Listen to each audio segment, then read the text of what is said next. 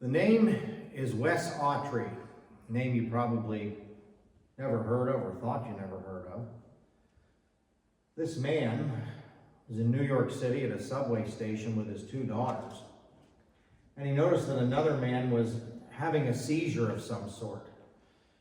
And Wes knew what to do. Somehow he knew that the man needed to keep his mouth open so that he could breathe properly, and put a pen in his mouth so he could bite down on it to help this guy. And then the unthinkable happened. The man began to shake and move around so violently that he fell off the platform there onto the subway tracks, right when there was a subway train coming. And Wes instinctively left his daughters, said, "Stay here," and he jumped down on the tracks. Not enough time to pull the man out. He tackled him and laid right on top of him between the two railroad tracks while the train went over top of both of them. Whew. Give me a guy like that. How about it? What a guy. Today we're going to be looking at the parable of the Good Samaritan. Today's message in Let's Say Grace is called Please Won't You Be Their Neighbor, extending grace by blessing others. I love Mr. Rogers' friendly neighborhood song, Won't You Be My Neighbor?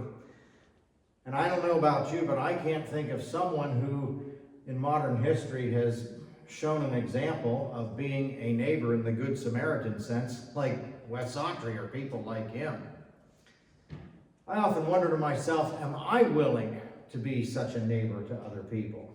Am I willing to extend grace to others to that extent, to bless them in a way that I am willing to bless them as much as I'm willing to bless myself? And yet that is precisely what Jesus calls us to do. So let's take a look at this passage now, the Good Samaritan passage. We're going to read it in Luke chapter 10, verses 25 to 37. And we invite you to turn in your own Bibles to this passage. You may want to call it up on your phone, on an app, or if you'd like to use our Pew Bibles, this passage can be found on page 1032. That is 1032. Luke chapter 10, verses 25 to 37. The passage begins not with the story of the Good Samaritan himself, but of course, a lawyer who has some questions for Jesus. And this is how it begins. It says, "And behold, a lawyer stood up to put him," that is Jesus, to the test, saying, "Teacher, what shall I do to inherit eternal life?" He said to him, "What is written in the law? How do you read it?" And he said, "You shall love the Lord your God with all your heart, and with all your soul, and with all your strength, and with all your mind, and your neighbor as yourself." And he said to him, "You've answered correctly. Do this and you will live." But desiring to justify himself, he said to Jesus, "And who is my neighbor?" Jesus replied, "A man was going down from Jerusalem to Jericho, and he fell among robbers, who stripped him and beat him and departed, leaving him half dead. Now by chance a priest was going down that road, and when he saw him, he passed by on the other side. So likewise a Levite, when he came to the place, saw him, passed by on the other side. But a Samaritan, as he journeyed, came to where he was, and when he saw him, he had compassion. He went to him and bound up his wounds, pouring on oil and wine. Then he set him on his own animal and brought him to an inn and took care of him. And the next day he took out 2 denarii and gave them to the innkeeper, saying, 'Take care of him, and whatever more you spend, I will repay you when I come back.' Now which of these 3 do you think proved to be a neighbor to the man who fell among the robbers?" He said, "The one who showed him mercy." And Jesus said to him, "You go and do likewise." So what do we see in this passage? What's going on here? Well, we have a guy who has a pretty legitimate question, a lawyer who wanted to know a little bit more about the law, not the law like we have in the United States today, but Jewish law, how you follow God. I don't think the guy has any bad motives. I really don't, at least not at this point. So he goes to Jesus and puts him to a test, and maybe it is bad motives. You know, you're not supposed to put the Lord your God to a test, but I don't know. I just don't see it at this point. Maybe I'm wrong. So whether or not he has good motives or not, we'll leave that up to you. And the legitimate question is this: what must I do to inherit eternal life? What do I need to do to get to heaven? And Jesus said, well, you tell me. You're a lawyer. What's written in the law? Jesus knew that this guy knew this stuff. I mean, yeah. Lawyers know that, don't they? They should. Well, in verse 27, he gives the right answer out of the law. He did know the law. And what he quotes is what we find in Deuteronomy chapter 6 and verse 5 and Leviticus 19 verse 18, right there out of the law, the books of the law, out of 2 of the first 5 books of the Bible. And he says, love the Lord your God with all your heart. Yeah, that's in there. What does that mean? That we love God. Love God is in love like we love people or things, if you will. You may love football, you may love your family, you love your kids, your dog, your grandchildren, whatever. We're to love God, but so much so that we love him with all of our heart.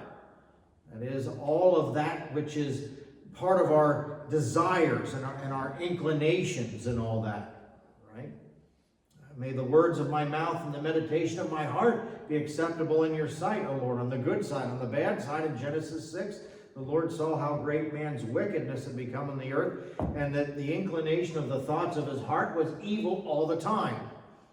That's the heart. The heart desires, the heart loves, either for good or for evil. There you go. But love God with that heart, that thing that's able to do that. And then love the Lord with your soul. Everything that is within you that makes you you. Bless the Lord, O my soul, and all that is within me. Bless his holy name. So we have our desires and our innermost being. Love the Lord your God then with your strength. We know what that means. Strength, you're strong, your energy. And then love the Lord your God with your mind. God's given us a brain, and we can love the Lord in a rational way that keeps us grounded in rational thinking and common sense. That's in the law. The guy answered. He answered correctly. And there's more. He continues on. And then in verse 27, he says, love the Lord your God with all your mind, heart, soul, mind, and strength, and love your neighbor as yourself, there in verse 27. That's the second one. Love God, love your neighbor as you would love yourself. Now, here's the part that's interesting about this. Loving your neighbor goes beyond loving God, but now it brings it down to the realm of people, of humanity. We have to love people, neighbors, if you will. Well, Jesus told this guy in verse 28, you got it. Yep. You do that and you're going to be okay. It's the mark of a true believer. Jesus said in the New Testament, by their fruits ye shall know them. And apparently, at least externally, this lawyer is showing some pretty good fruit there. Well, what do I need to do? Do these things. Love God and love our neighbor. Yep. But then as we move on to verse 29, he does something that sounds very lawyerish. And what's that? He wants to justify himself. Now, in what way? Well, we're not really told. I mean, some people have said that, he just desiring to justify himself, he wanted to make sure in very lawyer fashion that he had all the T's crossed and all the I's dotted. That could be. Maybe he just wanted to delve a little bit deeper to make sure that he had a deeper understanding of the law. Maybe there was a deeper interpretation. My goodness, in our country, how many times is something sent to the Supreme Court for the ultimate authority of what does this mean? How do we interpret this? Maybe that's what the guy wanted. Or it could have been lawyer trickery. meaning he wanted to justify himself and that he wanted to know how far he had to go before he was off the hook with this loving his neighbor thing. That is what some people think, since he came up to test Jesus. Some have said the test was not really a good test. It was more of a test of sneakiness, a test of, if you will, selfishness. We really don't know. But let's assume that that is the case. Let's say he is a sneaky lawyer. Well, one thing that we need to be aware of is this, is we really shouldn't put a love limit on God, or on people, rather. I mean, the guy says here, you know, I want to justify myself. How does he do that? Who's my neighbor? There's the test. How? I want to know who is my neighbor. And again, whether he was saying that because he really wanted a clear interpretation legitimately, or he just wanted to cross the T's and dot the I's, or if he wanted to know, well, I want to know who my neighbors are, because if someone's not a neighbor, I ain't going to love them. We don't know what this guy's doing, but if it is the last of the three, if he's trying to put a limit on the number of people that he has to show mercy to and love, well, we shouldn't really do that. I don't think God does that. I mean, if you think about it, in 1 John 3:16, it says, this is how we know what love is. Jesus Christ laid down his life for us, and we ought to lay down our lives for our brothers. The minute you and I look at that passage and say, oh, we need to lay down our lives like Jesus did, for who? Brothers? Okay, tell us, who are brothers and who aren't? We need to know specifically so that we can get away with as much as we can of loving those that are really, really brothers, but those that are questionable or not, we're off the hook. That's not what we're called to do. That's not what we're called to do. So, is that what this guy is doing? Is that what the lawyer's doing here? Who's a neighbor? Because I don't want to love someone if it's not a neighbor. If that's what he's doing, we don't want to do that. We don't want to do that.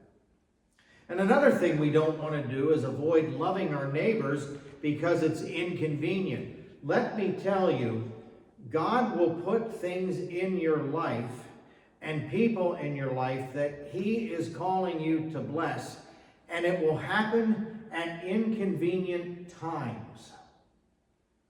Some people have said to me, why in the world did you spend a week on vacation working on your above ground swimming pool?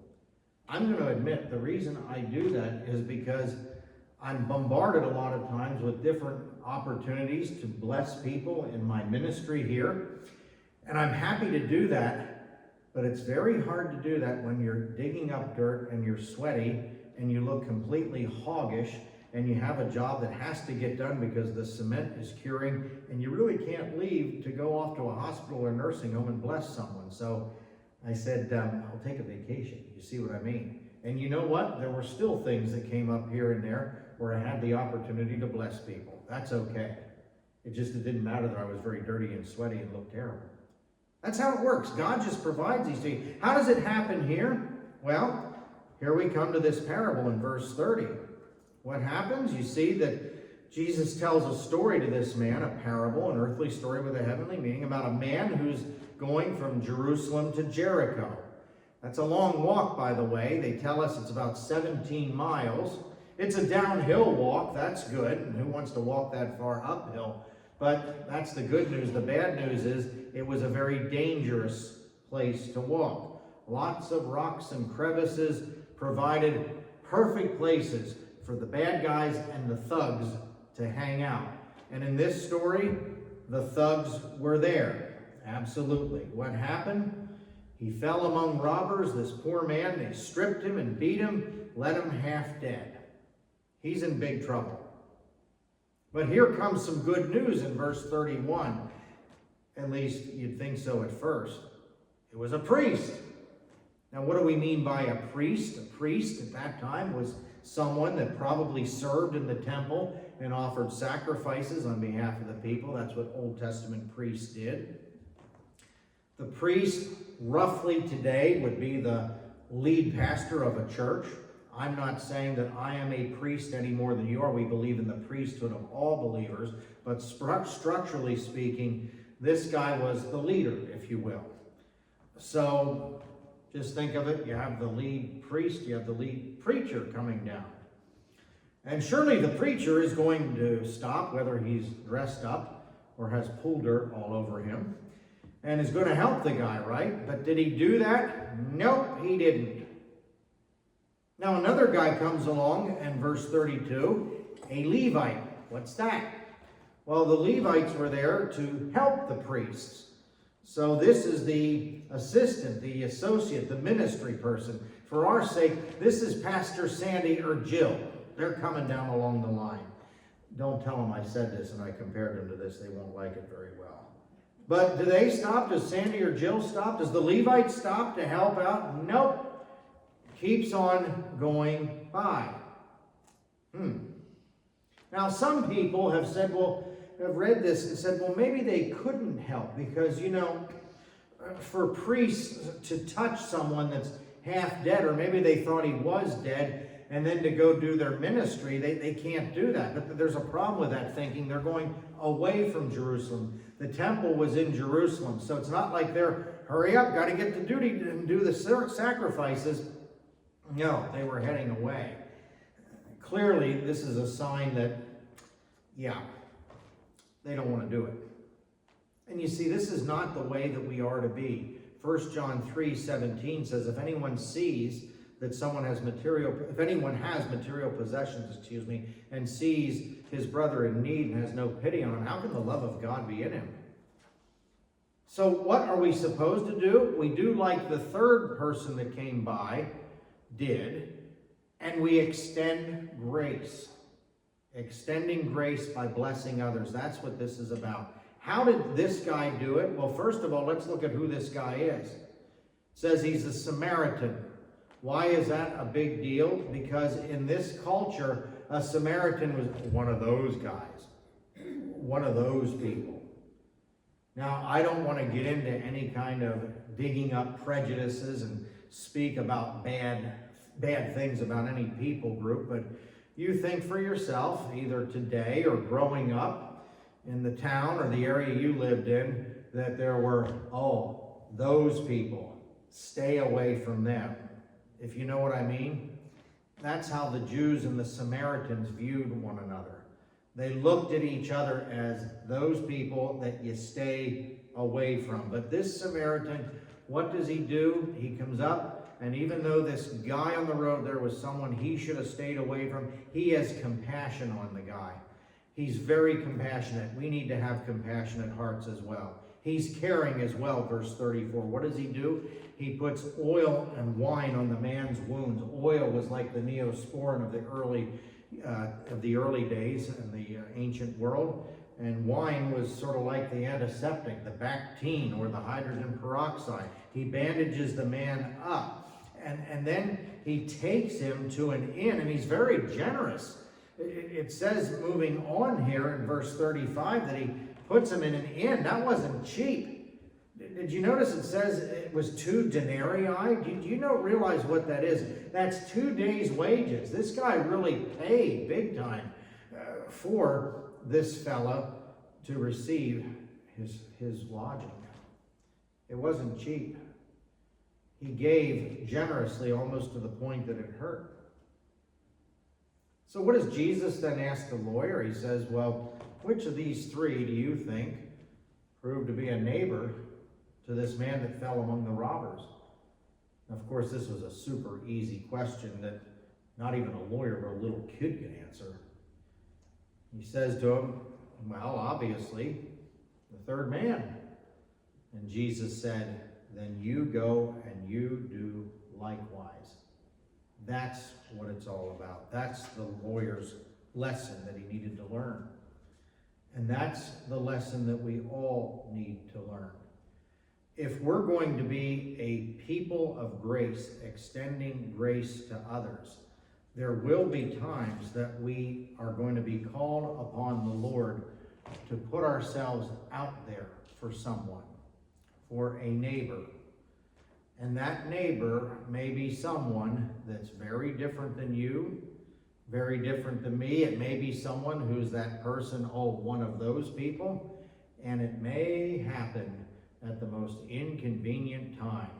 even when you're dirty and sweaty and you're deep in dirt and mud. You just never know what God is going to bring down your way. But you know what? It is a blessing to be a blessing to others. And not only so, if you were on the receiving end, what if it were you? What if you were in need at a particular time? What if you were in need and you saw that someone needed help, or they saw that you needed help and they just kept walking by you? Is that what you would want? About 12 years ago, my wife and I were coming back from Virginia. We were at a funeral in Richmond, Virginia. And around Hagerstown, Maryland, I think it was, we got a flat tire. And at that time, our cell phones didn't work at that particular place because we didn't have the right carrier. You know how in those days cell phones didn't work too well in different bands. And so what are we going to do? And this young woman pulled up right behind us. And she had some kind of symbol. It was a Christian symbol of some sort. It looked like it was from a higher church, if you will. I don't know if it was Episcopal or Roman Catholic or something like that. And she just walked up to us and she said, "Is there any way I can help?" And I said, "Well, could we use your cell phone to call?" "Sure." And she let us call, and we called, and we got some help from AAA, otherwise we couldn't have called. And then she said, "God bless you, I hope you're safe," and got in her car and went down the way. Wow. Isn't that neat? What a blessing. She sort of put herself out there. Young woman in her 20s. She didn't know who we were. We could have been thugs or criminals for all that she knew. And yet she did that to bless us. Never got her name. Sometimes I've even wondered if she was an angel. Probably not. Probably a good Samaritan, if you will. But that's what it's all about. So as we conclude this message today, as we strive to say grace in so many different ways, as gracious people, won't you remember to extend grace by blessing others, and to all those out there that God puts in your way that's in need, please won't you be their neighbor. Amen.